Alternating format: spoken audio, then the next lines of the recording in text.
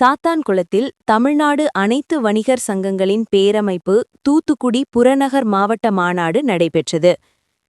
தமிழ்நாடு அனைத்து வணிகர் சங்கங்களின் பேரமைப்பு தூத்துக்குடி புறநகர் மாவட்ட மாநாடு சாத்தான்குளத்தில் எஸ்.ஆர். திருமண மண்டபத்தில் நடைபெற்றது. மாநாட்டிற்கு புறநகர் மாவட்ட தலைவர் ஜான் ராஜா தலைமை வகித்தார். தெற்கு மாவட்ட தலைவர் தர்மராஜா, வடக்கு மாவட்ட தலைவர் லிங்ககுமார், மத்திய மாவட்ட தலைவர் பொன்ராஜ் சிவா, கிழக்கு மாவட்ட தலைவர் ஸ்டீஃபன், மேற்கு மாவட்ட தலைவர் தங்கமணி முன்னிலை வகித்தனர். புறநகர் மாவட்ட செயலர் சங்கர் வரவேற்றார்.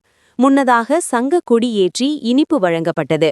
Lions club governor J K R. Murugan, தமிழக வெற்றிக்கழக மாநில துணை பொதுச் செயலர் சுபத்ரா முருகன் ஆகியோர் குத்துவிளக்கேற்றி நிகழ்ச்சியை துவக்கி வைத்தனர்.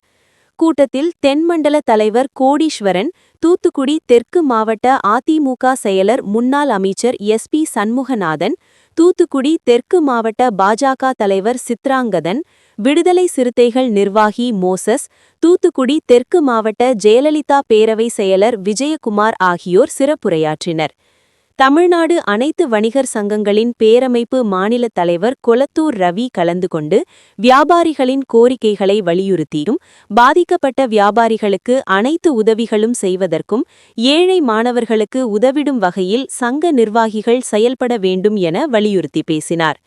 கூட்டத்தில் மாநில துணைத் தலைவர்கள் முரளி சங்கர், பாலகுரு, தங்கராஜ், மாநில இணைச் செயலர்கள் அகமது சாஹிப், சேர்மராஜ், ராஜேஷ்குமார், கிருஷ்ணராஜ், மாநில செய்தி தொடர்பாளர் ரமேஷ், மாவட்ட இளைஞரணி செயலர் ராஜ்குமார், இளைஞரணி இணைச் செயலர் முத்துகிருஷ்ணன், சாத்தான்குளம் ஒன்றிய அதிமுக செயலர்கள் அச்சம்பாடு சவுந்தரபாண்டி, அப்பாத்துரை, நகர அதிமுக செயலர் குமரகுருபரன், ஜெயலலிதா பேரவை ஒன்றிய செயலர் பாலமேனன், மாவட்ட ஜெயலலிதா பேரவை இணைச் செயலர் முரசொலி மாறன், தமிழ்நாடு அனைத்து வணிகர் சங்கங்களின் பேரமைப்பு தூத்துக்குடி மாவட்ட நிர்வாகிகள் கெங்கை ஆதித்தன், அருண்குமார் உள்ளிட்ட சங்க நிர்வாகிகள் பலர் கலந்து கொண்டனர்.